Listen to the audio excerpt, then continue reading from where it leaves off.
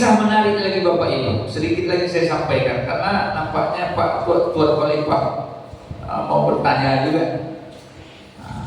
Kemudian ada kisah lagi, kisah mungkin kalau kita ya berat ini. Satu hari berjalanlah anak muda dengan barang dagangannya. Dia punya barang dagangan, jalan. Setiap jalan itu lewat di depan rumah Tuan Putri, wanita cantik lah. Wanita cantik ini termasuk bangsawan dan termasuk pembesar di sebuah kerajaan ini. Itu kisah dituturkan oleh para ulama. Putri ini mau dengan anak muda ini. Yang satu kisah lagi, istri dari pembesar kampung itu, kayak Zulaikha lah dengan Nabi Yusuf alaihissalam.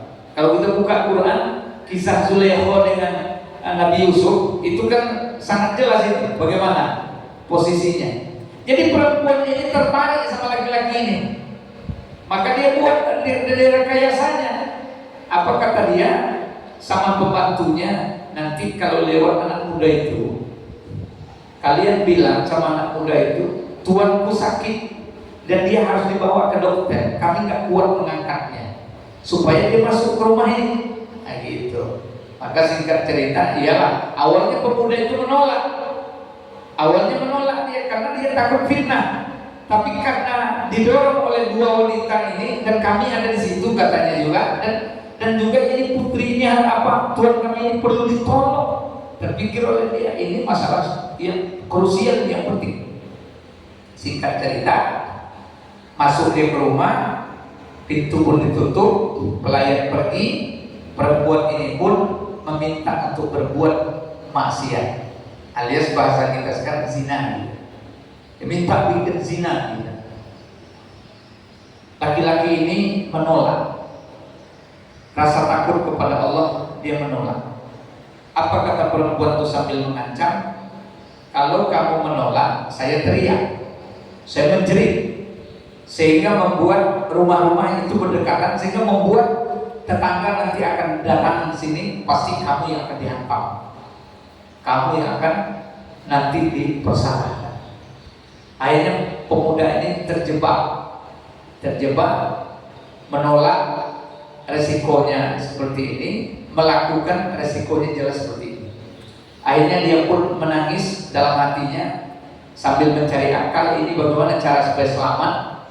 Anak muda ini pun izin sama perempuan, boleh ya, gak apa-apa, saya melakukan dengan kamu. Senang hati perempuan ini, namun izinkan saya dulu ke toilet katanya. Izinkan saya ke toilet. Maka pergi dia ke toilet, sampai di toilet dia menangis, terbayang takut kepada Allah perbuatan ini.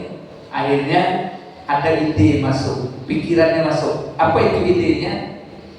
Dia buang air, lalu buang airnya ini dioleskannya lah ke baju jubahnya, baju cantik yang dipakai ini diolesnya dengan tainya. Ini kisah yang disampaikan juga dari kalangan salafi juga menyampaikan kisah ini.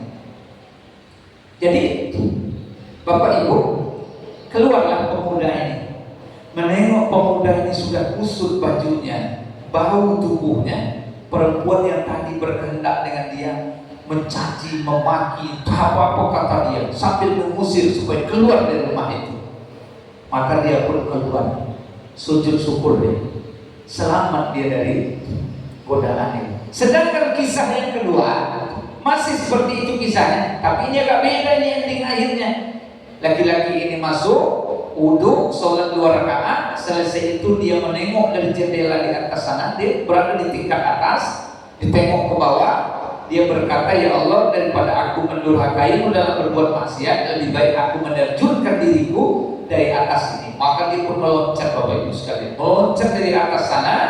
Oleh Allah melihat kejujuran iman daripada pemuda ini, Allah utus malaikat Jibril menangkap kaki anak muda ini sehingga jatuhnya dengan kaki tetap ke bawah. Kemudian barang dagangan yang menjadi dagangannya itu dirubah Allah menjadi belalang emas, Bapak Ibu sekalian. Itu dalam kisah bisa dibaca di kitab Irsyadul Ibad ila Sabilir Rasyad.